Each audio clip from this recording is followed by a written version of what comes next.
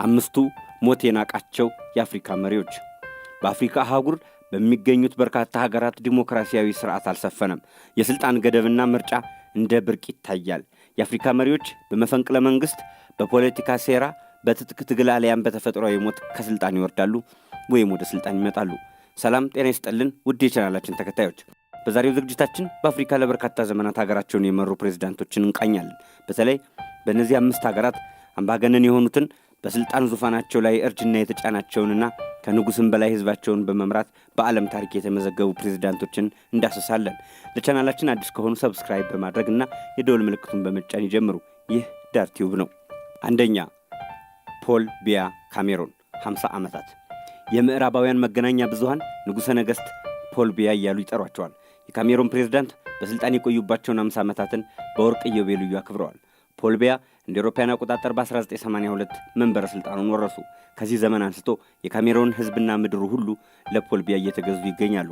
በዓለም ታሪክ ፖል ቢያ ንጉሥ ሳይሆኑ ማለትም ፕሬዝዳንት በመሆን ለ50 ዓመታት ሀገርን የመሩ ቀዳሚ ሰው ናቸው። ፕሬዝዳንት ፖል ቢያ የካሜሮን ቤተ መንግሥት እንዳሻቸው እየዘነጡበት የ92 ዓመት አዛውንት ሆነዋል። ሁለተኛ ቴዎድሮ ንጉማ ምባሳጎ ኢኳቶሪያል ጊኒ 45 ዓመት። ቴዎድሮ ንጉማ ምባሳጎ ይባላሉ። የቀድሞ የኢኳቶሪያል ጊኒ ወታደራዊ ኦፊሰር ነበሩ። እንደ አውሮፓውያን አቆጣጠር በ1979 የሀገሪቱ ፕሬዝዳንት ሆነው ስልጣን ያዙ። ሀገሪቱ ከቅኝ ግዛት ከተላቀቀችበት በኋላ በፖለቲካ ታሪኳ ሁለተኛው ፕሬዝዳንት ናቸው። በካሜሮን እስከ 45 ዓመት ዕድሜ የሚገኙ ዜጎች ከአንድ መሪ በቀር አይተው አያውቁም። ምክንያቱም ፕሬዝዳንቱ ከ1979 እስካለንበት 2025 መሪ በአፍሪካና በዓለም የፕሬዝዳንትነት ታሪክ ረዥም ዓመታትን ከገዙት ቀዳሚ መሪዎች መካከል ይጠቀሳሉ። 45 ዓመታትን በስልጣን ወንበር ቀርቶ እንዲሁም በህይወት መቆየት በሚከብድባት አፍሪካ አህጉር እኒህ ፕሬዝዳንት በቅርቡ 82ኛ ዓመት የልደት በዓላቸውን አክብረዋል። ፕሬዝዳንት ኒጉማ ሙባሳጎ በአንድ ወቅት ህዝቤ ገና በደንብ አልጠገበኝም፣ ስለዚህ ስልጣን ላይ ቆያለሁ ብለዋል። ሶስተኛ ዴኒስ ሳሱ ንጉሶ ሪፐብሊክ ኮንጎ 39 ዓመት። በአፍሪካ ለረጅም ዓመታት በስልጣን ላይ ካሉት መሪዎች መካከል የሪፐብሊክ ኮንጎ ፕሬዝዳንት ዴኒስ ሳሱ ንጉሶ አንዱ ናቸው።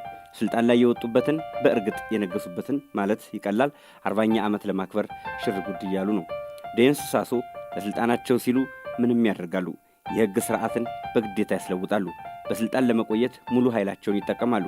ስለዚህ የፕሬዝዳንት የስልጣን ገደብ እሳቸው ዘንድ ወሬውም አይነሳም።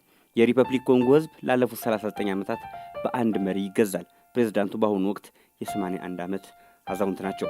አራተኛ ዩዌሪ ሙሴቬኒ ዩጋንዳ 39 ዓመታት። በዩጋንዳ ህዝብ ዘንድ ጀግናና ታጋይ ተብለው ይጠራሉ። በእርግጥ ስልጣን ከመያዛቸው በፊት የሁለቱን መሪዎች የዳሚን ዳዳና የሚልተን አቦቴን አገዛዝ ለመጣል በረሃ ወርደው ጫካ ገብተው ተፋልመዋል። በለስ ቀንቷቸውም ስልጣኑን ጨበጡ። ግን ማን በቃዎት ይበላቸው። እሳቸውም 40ኛ ዓመታቸውን በዙፋናቸው ላይ ሊያከብሩ ነው። ዩዌሪ ሙሴቬኒ ስልጣናቸውን እንደ አውሮፓውያን አቆጣጠር 2005 ሊያበቃ ሲል አንድ መላ ዘየዱ። ካቢኔያቸውን ምርጫ ቦርድና የፍትህ አካላትን ስብሰባ ጠርተው ቀጭን ትዕዛዝ አስተላለፉ። እኔ ህዝቤን ለማገልገል መቼ ደከመኝ አልኩኝ በሉ፣ የቆይታ ዘመኔ ይራዘም አሉ። ትዕዛዛቸው ከተፈጸመ እንሆ 10 ዓመት አለፈው። ፕሬዝዳንቱ እስካሁን በስልጣን ላይ የሚገኙ ሲሆን የ80 ዓመት ዕድሜ ባለጸጋ ናቸው። አምስተኛ ኢሳያስ አፈወርቂ ኤርትራ 32 ዓመታት። ኤርትራ በታሪኳ ከፕሬዝዳንት ኢሳያስ አፈወርቂ ውጭ ማንንም መሪን አይታጣቅም። በ1993 ከኢትዮጵያ በመገንጠል ነጻነቷን ያወጀችው ሀገር በኢሳያስ አፈወርቂ እየተመራች 32 ዓመታትን ደፍናለች። ፕሬዝዳንት ኢሳያስ አፈወርቂ ሀገሪቱ እንደ ብረት በጠነከረው የስልጣን በትራቸው ሳቢያ ተቃዋሚዎች፣ ሚዲያዎችና የነጻነት ታጋዮች በሀገሪቱ እንዳይፈጠሩ ተደርገዋል። በአንድ ፈላጭ ቆራጭ አገዛዝና በግዳጅ ወታደራዊ ስልጠና የተማረረው የኤርትራ ህዝብ ስደትን ምርጫው አድርጓል። ፕሬዝዳንት ኢሳያስ አፈወርቂ የ79 ዓመት ዕድሜ ባለጸጋ ናቸው። የአፍሪካ መሪዎች ለስልጣናቸው ገደብ በማበጀትና ምርጥ መሪ በመሆን ከውርደት የሚድኑበትን ዘመን በመመኘት የዛሬውን በዚሁ አበቃን።